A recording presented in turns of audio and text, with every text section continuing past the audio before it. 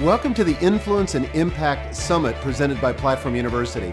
Know that your story matters and that you have a message that the world needs to hear. You can get your message to the end user now so much easier. It can't just be about you. Influence is about others. And again, it all goes down to serving your audience and making a true, real connection with them. Hey, I'm Michael Hyatt. Welcome to the Influence and Impact Summit presented by Platform University. I'm here with my good buddy, Jon Acuff. In case you don't know him, Jon is the author of numerous New York Times bestsellers, including his most recent Do-Over. He's a very popular public speaker. For 16 years, he's helped companies like Home Depot, Bose, Staples, Autotrader.com tell better stories. And he's one of the best public speakers I've ever heard. He's a very funny guy, and I've asked him to come here today to talk about influence and impact and how you can get more of both. So, Jon, welcome to the summit. Thanks for having me, Mike. I'm looking forward to this. Yeah, me too. Well, for people that may not know you, or for people that think you're just an overnight success, can you just kind of give us, walk us through your story? Yeah, well, I majored in journalism with a focus on advertising. I've always loved writing's ability to inspire action, whether that's a written podcast, if the right questions, a blog post, a book. I've always been curious about how do you share ideas that cause action. So I majored in journalism, started to work in the marketing field with a bunch of the companies you mentioned, and along the way discovered blogging.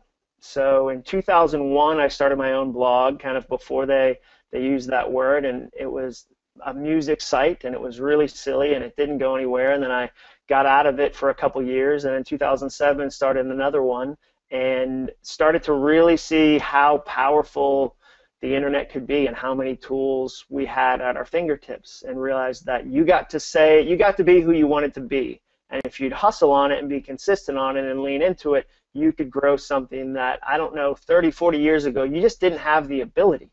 And so that's where I got started, got a book deal out of that, my first book.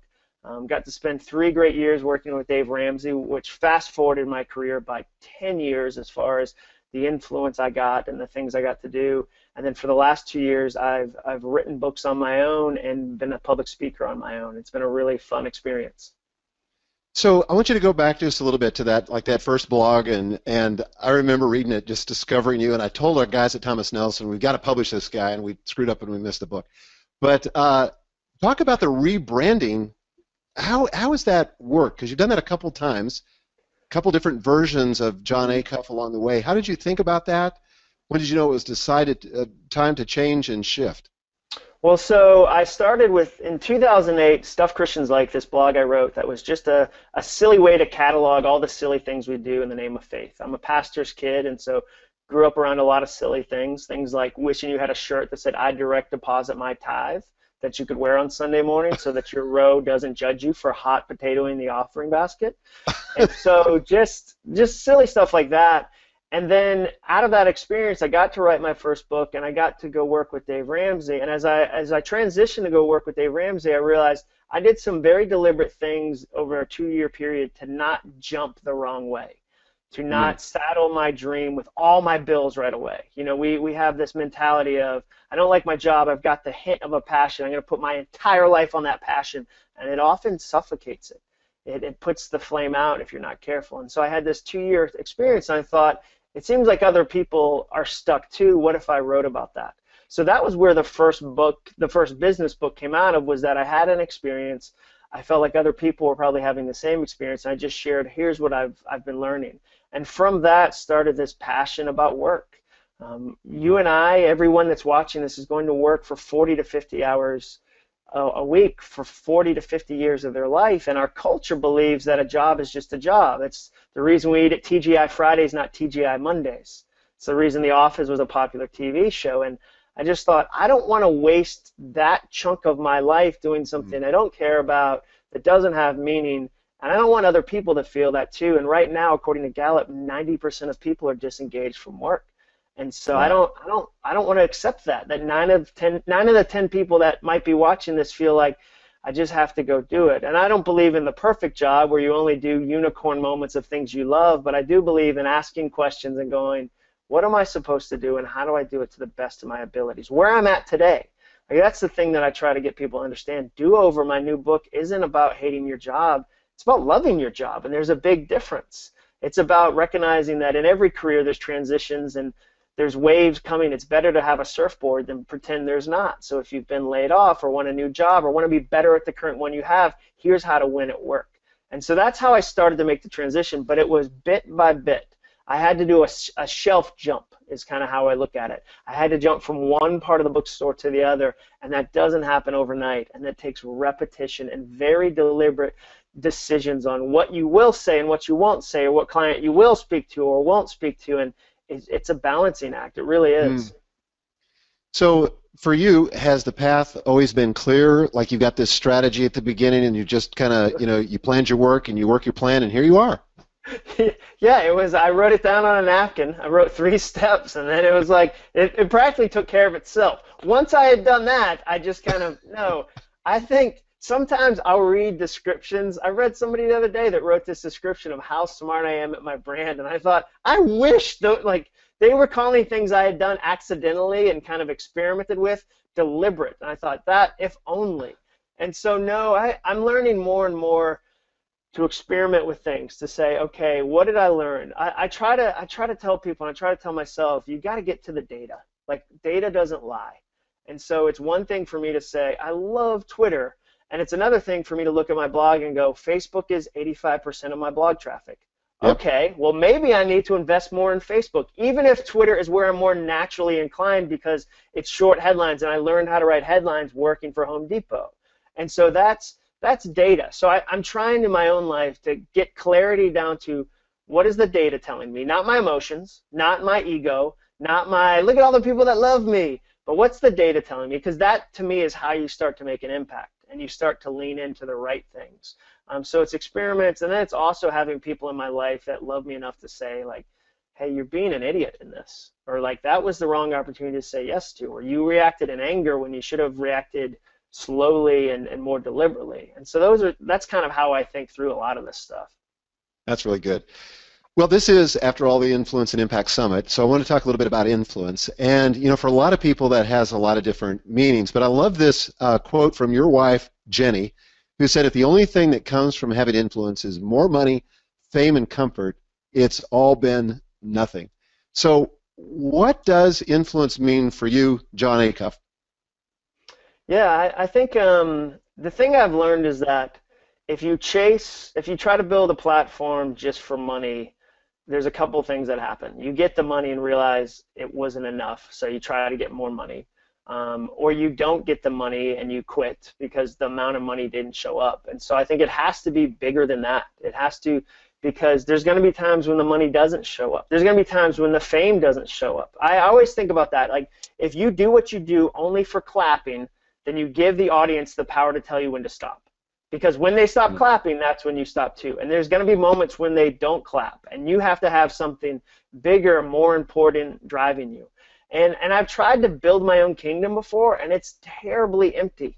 It just is. And so I try to be deliberate about that. For me, what influence looks like, for instance, is that we're doing a campaign with Thistle Farms.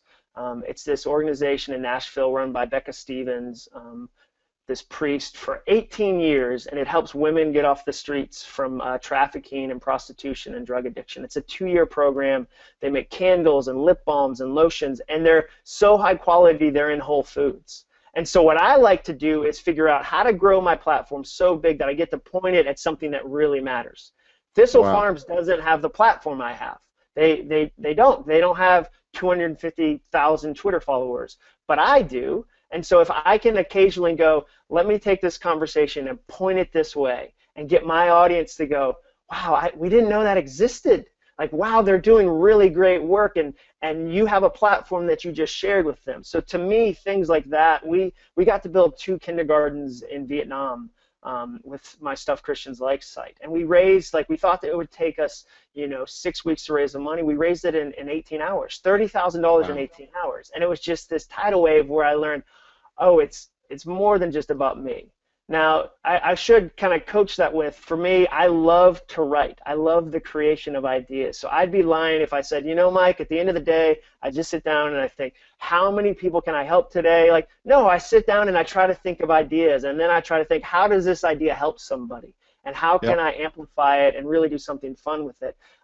That's what's really fun to me. So being deliberate about going, okay, I'm going to point this platform at somebody who doesn't have a platform, and we're going to overwhelm them with influence and impact that's going to change Nashville. And they're in 17 states. They've got sister organizations. So it's going to change the country and the world. That's really exciting to me. And then I get to get out of the way. And so it's not, look what Jon Acuff did, look what his platform did, but Thistle Farms, we're going to try to raise $120,000. Like, that's an amazing thing, and they'll do amazing things with that. That's to me, I love to find ways to do that, because I know I've earned more money than I ever thought I would in my life, and it didn't fill me. And so I'm trying to find other things that I get to use my influence for. So the key takeaway I have from that is that influence isn't given so that you can have more influence, but that so you can use it on behalf of other people or other projects. You know, it's a stewardship, really. Yeah, it is a stewardship, and that's the only way it won't own you. Like, the only way influence won't own you is if you're generous with it, and that doesn't come naturally to me. That's really hard, especially as my influence has grown and more people have asked me for stuff.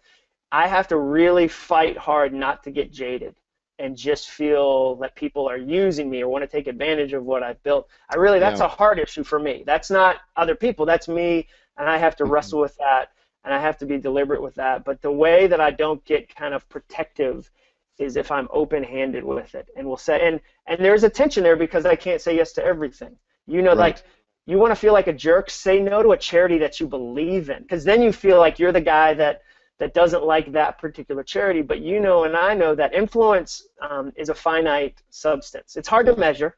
It's hard to put numbers around it, but it is a finite substance. And if Michael Hyatt retweeted every charity that asked him to retweet, you would remove your influence and remove your ability to really point a concentrated, laser-like focus at a cause. And nobody tells you that. You just kind of stumble through that. So I think those are the lessons in the last 10 years I've learned about influence, especially online. That's great. Well, with the release of Do Over, you've been traveling around the country, filling bookstores, having these terrific meetups, but there was a time not too long ago when you showed up at an event and there were like 2 people. Yeah. So what changed from those events to where you're at today? Well, I think that event was in 2008, so that was 7 years ago. And I'm going to write a blog post about this, because I think it's really fascinating to show the 2 different types of pictures. Because I had a friend take a picture for me in that moment, because part of my philosophy is this too shall post. I quote you on that all the time. Yeah, well, it's something to share, and it became one of my biggest blog posts ever, where people said, okay, wow, you don't have it all figured out. Wow, you go through these. Wow, that's going to happen. And the funny thing is, that moment's not over. I'm going to have other moments where the size and success of it wasn't what I thought it'd be. There's things I launch all the time where I go, people are going to love this. They are going to love this. And then nobody opens the email, or it's a lower percent than I thought, or like 20 people unsubscribe. And you can see who unsubscribed, or you can see who marked it as spam, and you're like, come on, Karen Dragonheart287 at Hotmail. Why? It wasn't spam. And so the process between that moment and the Dallas meetup that we're going to do will have 500 people in it. Was a number of things. It was repetition. It was going back to the same cities multiple times and putting in the legwork. But a big part of it was working with Dave Ramsey. I've been gifted with a removal of ego, in that every city I go to, somebody says, hey, I found out about you from Dave Ramsey, or I first heard about you on a Financial Peace University video. So anytime I'm tempted to go, look what I built, like, look how amazing Jon Acuff is, somebody reminds me, no, I didn't. And so part of the reason, for instance, I'm not nervous to speak to 10,000 people is that Dave Ramsey, who's part of this summit, gave me a chance to practice that 20 times a year for 3 years. It wasn't that I worked hard in my living room and worked myself up to 10,000 people. It was that I had real-world experience that I benefited from. That was a gift of being part of somebody else's platform. So that was gigantic. And so in the last 2 years, what I've tried to do is build on that. So things like being clear about what's going to happen that night, having fun when I do it, I hate administration and details. And so working with somebody, I've got a friend named Brian Elaine who helps me put together the events. And Penguin, my publisher, helped me put them together too. So knowing, okay, here's the location. It's the right store for it. Here's what I need to create, so that people are excited about coming. Here's, every time I do it, I take a group photo that shows what a fun night it was, and I put it on Instagram and say, hey, there's still tickets for the next 10 cities. Here's where to get them. So you have to do 20 different little unsexy things for the hope that people will show up. And it's, you know it better than anybody. It's hard to sell books. It's hard to get people to go to events. It's hard to get people to take your courses. It just is, and you have to work really hard at it. So I'd say I benefited tremendously from my relationship with Dave, and then I've learned to be hardworking at getting people to actually show up. Well, the thing I love about what you've said, John, is that I think a lot of people think it's some kind of mystical thing. If you build it, they will come. But it is a lot of little steps, a lot of work, a lot of different strategies. And sometimes for me, I don't know if this is true for you, but the strategy I think is going to work, halfway into it, I realize that's not going to work. And so my team and I are scrambling, trying to come up with something else that will work. And it's like, I guess I can only imagine this. I've never actually done this. But like you're trying to sail a boat in the middle of a storm, and you probably have to try a lot of things to keep it on course and keep from capsizing.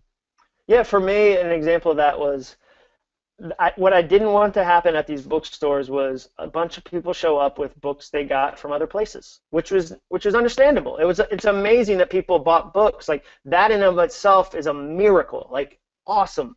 But I want the bookstore to win too. It doesn't help the bookstore if I say to them, host an event, pay for staff, pay for electricity. Like you be the shell where we do this event, and then I'll make sure nobody buys your book because they brought it from other places. So then my job, it's not the bookstore's job, it's not reader's job, it's my job to make it a compelling reason to buy a book that night.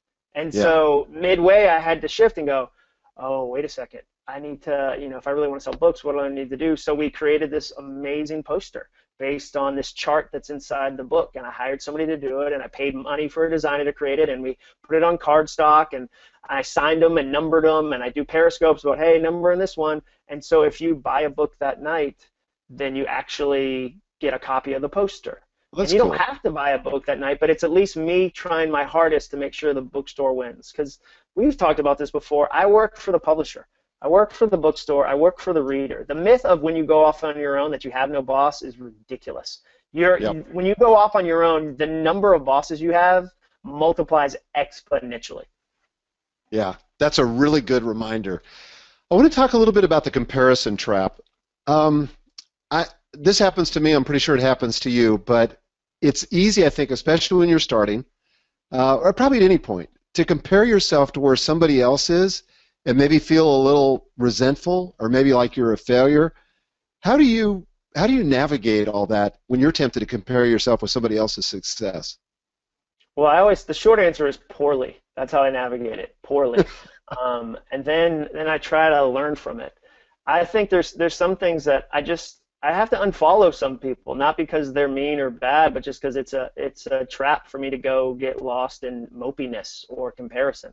I love that people like Seth Godin have enough strength and insight to say, wow, like he says he's not on Twitter for a reason, because that constant interruption wouldn't be healthy for him. I think we have this idea you need to man up or woman up and just be tough. And so if you find a comparison point that you just can't handle, like if you've gone to the same Instagram account or the same blog or the same whatever more than 5 times and it's ruined an hour of your time in comparison, unfollow that. Like admit you have that weakness and go, wow, I'm not able to handle this. So that's one of the things I do. And then the other thing I'm learning to do is remember it's not about me. I posted my jogging time on Instagram that I had run a certain amount of miles in a month. And I said it wasn't fast, but the miles are finished, and I'm really excited about that. And a bunch of people said, humble brag, or my time is slower, that you shouldn't have said that, that's offensive. And I thought, what a weird thing the internet is, that there's a lady in Ohio that when I posted my time and said I didn't feel like it was fast for me, took that as an insult on her mile time. I've never met her. I don't know that she runs. I wasn't trying to say, well, I bet Jill's time was 12. This will really get Jill mad. that's a crazy thing. And so for me, it's the same thing. If I look at somebody else's platform and go, I can't believe he got that opportunity, or I can't believe he's already doing that, I'm making the whole internet about me. And it's not about me. That person's success isn't a reflection, like that person's success isn't an indication of my own failure. And so I have to remember that that's great, and I want to celebrate people, and I want to, you know, realize it's not about me. And then also, I just need to tag out sometimes. If I can't handle it, to just be humble enough to admit, wow, like I wish it wasn't this way, but it is, so I'm going to bow out. Yeah, that's good advice. I just thought of another question. Do you think, and I get this question occasionally, but do you think the internet and people desiring influence and wanting impact, like the people that are watching this, do you think that that very desire or the internet itself creates or feeds narcissism? I think it equips it. I don't know. I definitely think it equips it. We have more tools. I don't know that, like, it's kind of funny to think in the 70s, before we had selfies or cameras or things that would record everything we ever did, that we weren't narcissistic.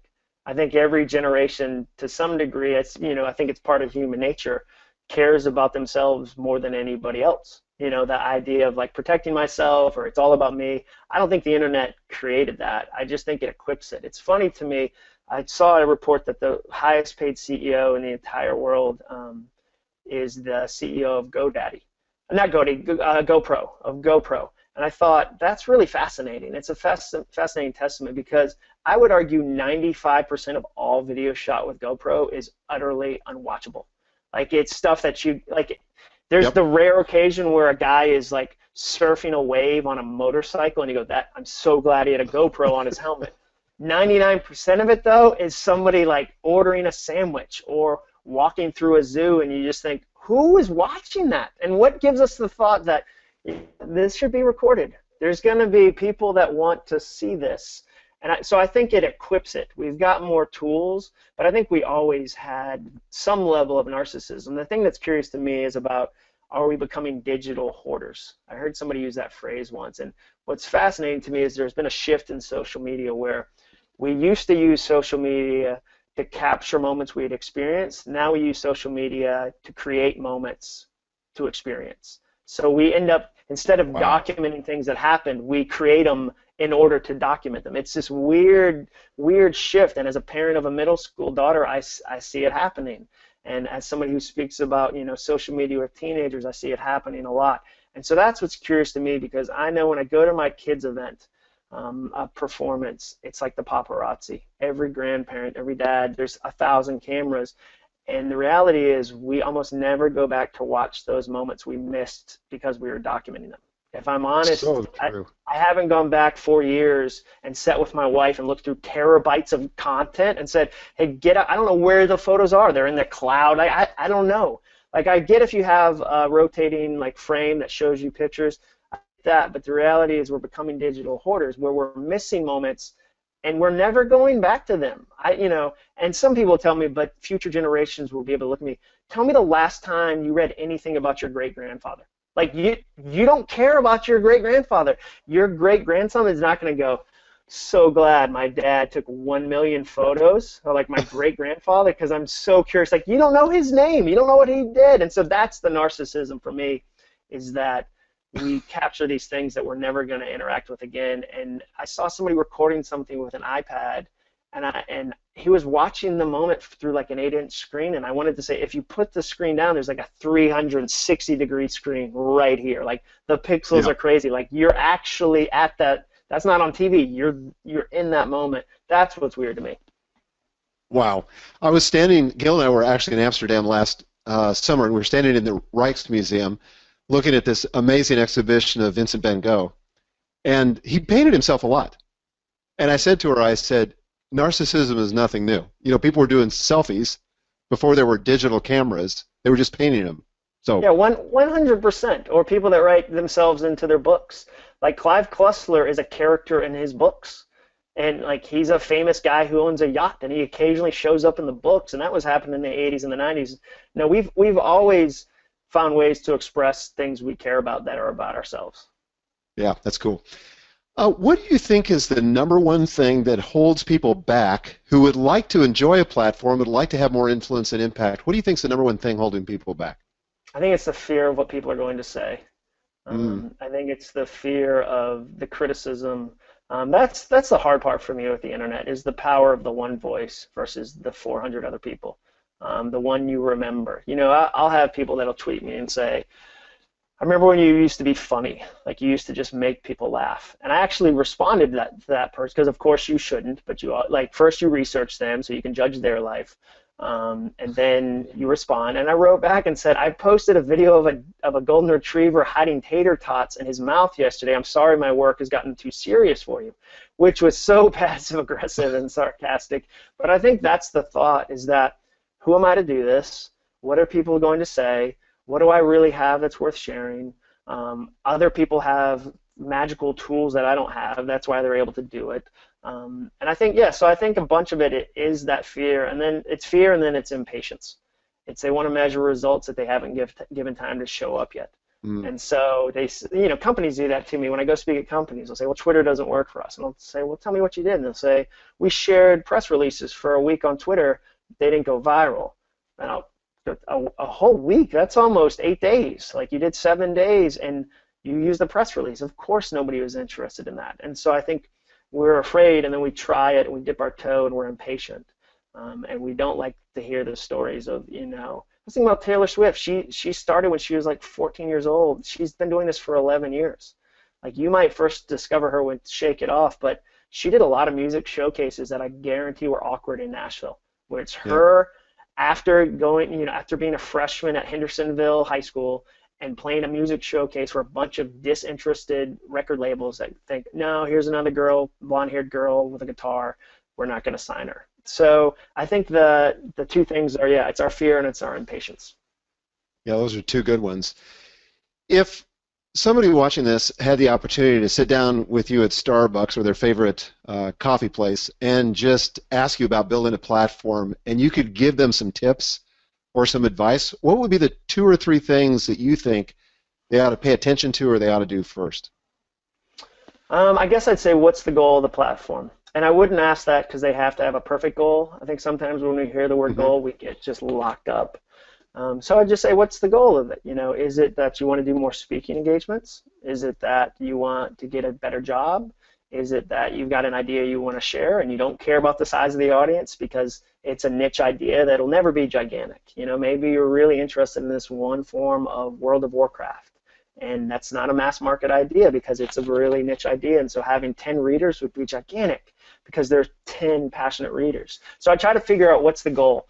And then I always try to line up with, what do you enjoy doing right now that there's an online version? So for me, Twitter works well because I like to say funny one-liners. I like to say, like, I was writing tweets before Twitter existed. I would have notes of pieces of paper laying around the house where I'd write down a one-liner. And I didn't have anywhere to put those. It was just something I was curious about. I watched comedians for years and years and years before I became a public speaker. I told you before, I watch 100 comedians for every one business speaker because I think the best comedians are social commentators, and they say something difficult that's in a funny way. And so that's how I like to speak. I like to say hard things in easy ways. And I love when I'll have a 23-year-old at a huge corporation come up and go, I came today for the free sandwich, but this was actually good. And I think that's what I'm up against. Like, I want them to, you know, there's so many boring business speakers. I want them to come because they had to come, or they came for the free sandwich and they went, oh, I learned something. It was actually funny. So I try to help people figure out, what are you currently passionate about that you are already doing, and what's an online version of that. I think it's terrible if you go, I hate taking photos, but I need to take photos because I read a book that says people love photos. So now, as I build my platform, I get to do something I hate 40 hours a week. Like, this will really, that's not fun. That's not gonna sustain you once. Like, you need something that'll sustain you when results don't show up, when money doesn't show up, when readers don't show up, when influence doesn't show up, and it just takes a long time. Excellent advice. Well, as we bring this interview to a close, what's next for you, John, as you think about extending your influence, being a better steward of what you've been given? What's on the horizon? Well, I think the first thing is helping people understand what Do-Over is all about. I think that sometimes people interpret the title and think, it's about, it's a negative thing. And for me, do-over is just a phrase for change. Every job is going through change. So I'm really curious about how do I help people understand that. I'm working on a blog post right now about 5 ways to make more money at work, because people who are good at their jobs over the long run make more money at work. And that's what do-over helps you do. It helps you win at work over the long run. So I'm going to figure out what are some fresh ideas to continue the conversation do-over started. Because it's been really fun already, but you and I both know great books are built not in the launch month, but in month 4, and in month 14, and in month 24. And we put all this focus on the launch, and we forget that it's the continued conversation that matters. So that's one thing. And then the next thing is I'm working on a new book. I've got a new book that's due next March, and so I'm writing that. And then I'm trying to really focus on helping businesses have engaged employees. It's really fun for me. And there's a lot of people on the outside in my space that go, unless you're an entrepreneur, that doesn't count. Unless you're, there's a sexiness around entrepreneur right now, which I think being an entrepreneur can be awesome, but I also believe you can do great work inside of a big company. A big company published my book. I've worked at great big companies. So I love to differentiate myself by going to people that are at the big company and going, here's how you dream within a big company. Here's how you do your job in a really great way. Here's how you learn to enjoy where you are right now. It's a lot easier to do that. Your job is terrible. You hate your job. Let's pull the ripcord, get out of there. Than it is to go, okay, you have a job and you have responsibilities and you have commitments and you have a family and you have things that are in place. You're not moving to Guam tomorrow, and getting a machete. How do you enjoy where you're at right now? Those are the things I'm interested in. That's fascinating. Awesome. We've been very generous with your time and with your wisdom. I'm really grateful for you dropping by the summit and sharing with us today. And for those of you that want to connect with John, which would be everyone, go to acuff.me. Is that the best place, John? That's the best place, definitely. Okay, so everything's there, blog post, all this stuff. And there's probably somebody you're thinking of right now that would benefit from this interview with John. And I want to encourage you to click one of the share buttons on this page and share this interview. John's got a lot to offer. I think he can make a big difference not only in your life but in the lives of the people that you know and love. So share it with your followers. John, thanks again for coming by today. Awesome to be with you, my friend. Thanks for having me. I can't wait to watch the other speakers part of this summit. I love that you're creating things like this because I think it helps a lot of people. Fantastic. Talk to you soon. See ya. Welcome to the Influence and Impact Summit presented by Platform University. Know that your story matters and that you have a message that the world needs to hear. You can get your message to the end user now so much easier. It can't just be about you. Influence is about others. And again, it all goes down to serving your audience and making a true, real connection with them.